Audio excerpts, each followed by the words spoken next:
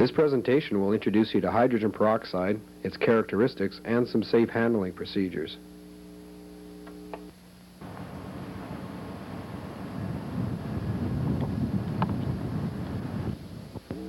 Hydrogen peroxide solutions are clear, colorless, and water-like in appearance. A use that we are familiar with is in the pulp and paper industry. It is transported in tank cars and in tank trucks. These units are made and lined with specialized materials. Under the Transportation of Dangerous Goods regulations, it is classified as an oxidizing material of Class Division 5.1 with a subsidiary classification 8, a corrosive substance. Its United Nations product identity number is 2015, and the Dangerous Goods placard is on a yellow background. The greatest danger when using hydrogen peroxide solutions is contamination from any source, including metals, dust, and organic materials. Such contamination may cause rapid decomposition, generating large quantities of oxygen gas and high pressures.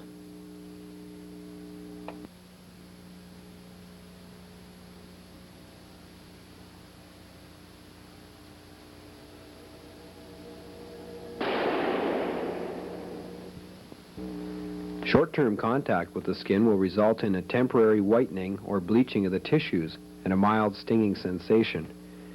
Thorough washing of the affected area immediately is recommended. We've seen how contamination can make peroxide dangerous, potentially explosive. Well, peroxide can also start fires. Let's see what can happen when peroxide comes into contact with some common combustible materials in your working environment. Here's a piece of wood, some green grass, some dry leaves, and paper. Watch what happens when 70% peroxide is poured onto them. That piece of wood came from a pallet, just like the pallets you probably have at your loading dock. It burns when peroxide spills or leaks onto it. You can see why it's important to handle peroxide without spillage. Imagine the damage that could be caused if a leak onto a wooden pallet started a fire during the night. Similarly, when peroxide spills or leaks onto grass, leaves, or paper, they can catch fire too. So it's a smart idea to constantly keep these away from peroxide storage or handling areas.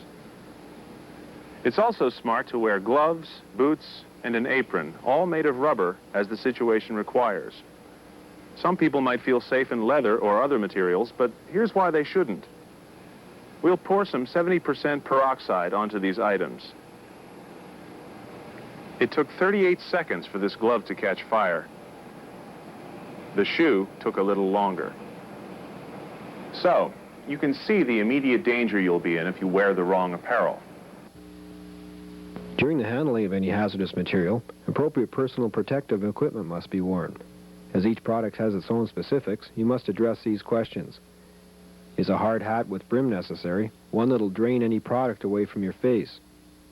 What about eye protection? Safety glasses, full face shield, splash-proof goggles? Gloves are made of different types of material, such as neoprene, PVC, butyl rubber, or polyethylene. Choose the correct material. Protective clothing is also an important factor. Jackets, pants. Keep the pant legs outside of the footwear so that no product will get to your feet, and proper footwear. Some hazardous materials may also require the use of respiratory devices or self-contained breathing apparatus.